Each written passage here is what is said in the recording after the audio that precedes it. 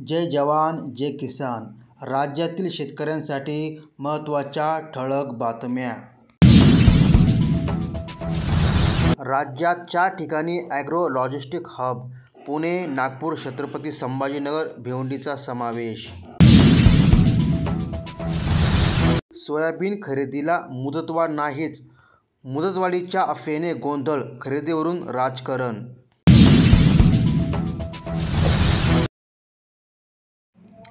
GBS विषाणू असल्याचा जवाई शोध, पाणी पुरवठा विभागाच्या परिपत्रकात उल्लेख, पाणी नमुने तपासणीचे निर्देश. 8,430 नागरिक वीज निर्माते, छतावर वीज निर्मिती, नागरिकांची आर्थिक बचत. वाढत्या वीज बिलापासून मुक्ती मिळवण्याकरिता सौर ऊर्जेद्वारे वीज निर्मिती करण्यावर नागरिक भर देत आहेत. असे मिळते अनुदान. 1 किलोवॅटसाठी 30,000, 2 किलोवॅटसाठी 60,000 आणि 3 किलोवॅटसाठी 78,000 रुपयापर्यंत अनुदान देण्यात येत आहे. टरबूजाच्या लागवड खर्चात वाढ, आडगाव खुर्द परिसरातील चित्र. खर्च वसूल होईना, शेतकरी त्रस्त. अंत्योदय रेशन कार्ड धारक कुटुंबांना होळीला मिळणार मोफत साडी. जिल्ह्यातील रेशन दुकानातून होणार वितरण. येत्या होळीच्या सणानिमित्त जिल्ह्यातील अंत्योदय अन्न योजनेअंतर्गत रेशन कार्ड धारक प्रत्येक कुटुंबाला मोफत एक साडी मिळणार असून जिल्ह्यातील रेशन दुकानातून मोफत साडीचे वितरण करण्यात येणार आहे.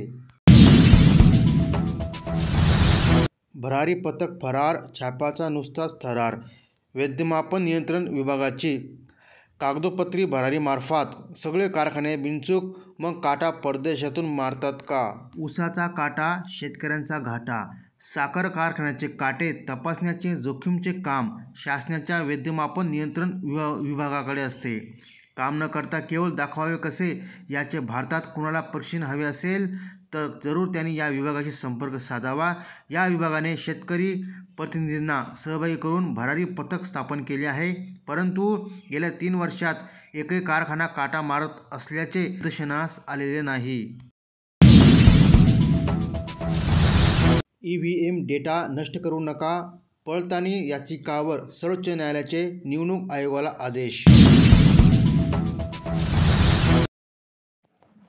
निवडणुकीपूर्वी वीज बिल शून्य, आता भरा थकबाकी.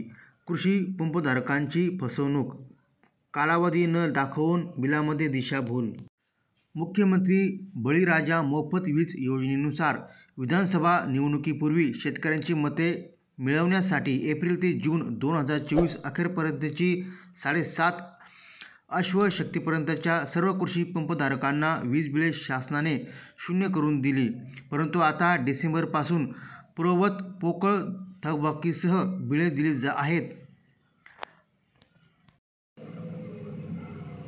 अनेकांची वीज बिले 50,000च्या वर असल्याने कृषी पंपधारकांची झोप उडाली आहे.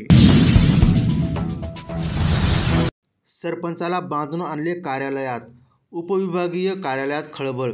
जलजीवनच्या 1,282 योजना रखडल्या, रोष ग्रामपंचायत पदाधिकाऱ्यावर.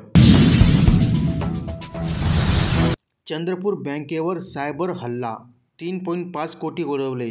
खाती हॅक करून दिली व नोएलच्या खात्यावर वळती केली रक्कम. हेक्टरी 80 क्विंटल ज्वारी. सांगली जिल्ह्यातील चंद्रसेन पाटील राज्यात प्रथम. कृषी विभागाने 2023चे पुरस्कार जाहीर. कृषी विभागाने 2023 मधील रब्बी हंगामात घेतलेल्या राज्यस्तरीय पीक स्पर्धेचा निकाल जाहीर केला आहे.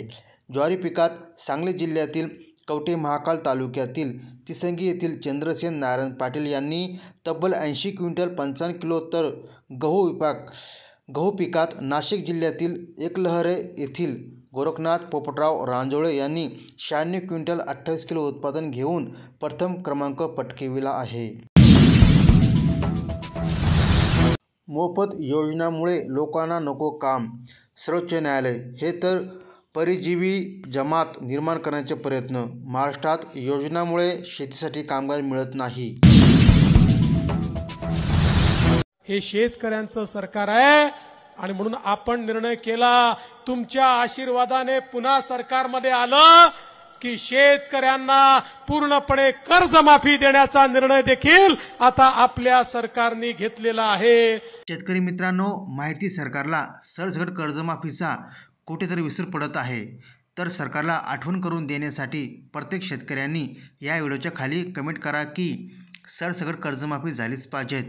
आणि तुम्ही जर या चॅनलवरती नवीन असाल तर चॅनलला सबस्क्राईब करून बेल आयकॉनला प्रेस करा। जय हिंद।